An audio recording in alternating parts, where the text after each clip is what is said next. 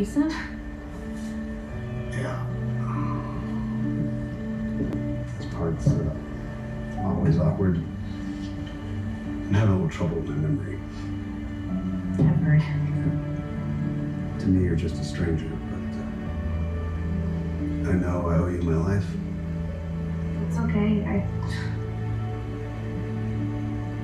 I owe you my life too. What are you doing here? I thought you lived in Paris. Yeah, well, long story short, I was captured by Helene Cassadine and then by man Jerry Jacks. And who else, Robin? You've been kidnapped I don't know how many damn And times. Jerry Jacks is in custody, and After she finishes talking to you, Jason, she's gonna go get kidnapped again. I know you were blackmailed into working for Victor Cassadine. And I know you did it to save my life.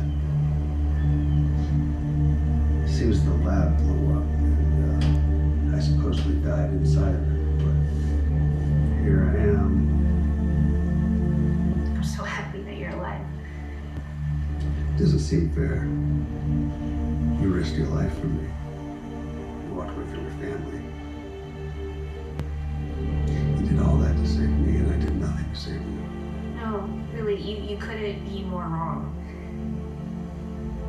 You did everything to save me. Jason, you're the reason that I have a life to come back to. Emma. Funny that I found you up here. Is it? Yeah. Why did you end up here? Oh, I just wanted to get away from everyone. Sort things out, I guess. Sort myself out.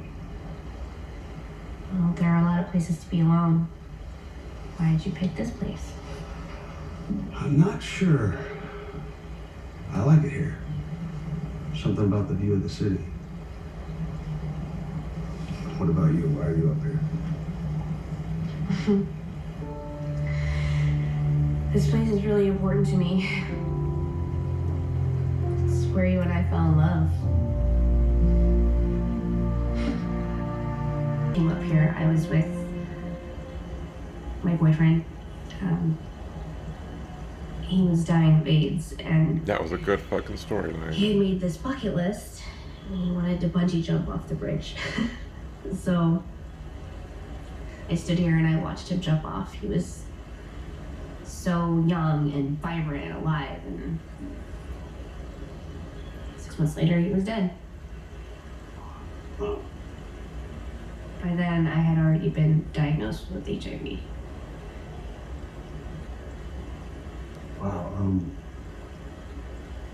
That's a lot. I'm sorry. How old were you?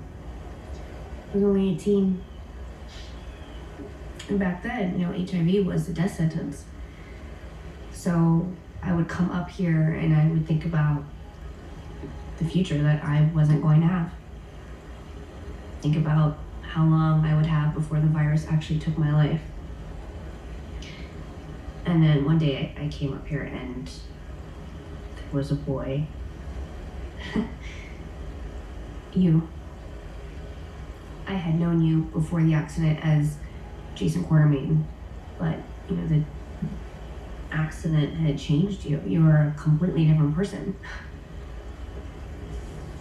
I am a different person now. I try to explain that to people, but they just don't seem to understand. I think they really want to understand. It's just that they want their old Jason back, and your friends aren't the sit back and wait types. You met Carly. All my relationships, they're just one-sided. Everyone has these lifetimes of memories and feelings I just don't share. Like this story you're telling me. It's beautiful. But it's not a memory to me, it's a story. And I guess you're back where you started. Boy with no past. Except the difference is now that I have a future. Well, that's all because of you. I was really lucky. despite the stigma that was attached to HIV/AIDS at the time, I was really supported by my family. I was loved by the community.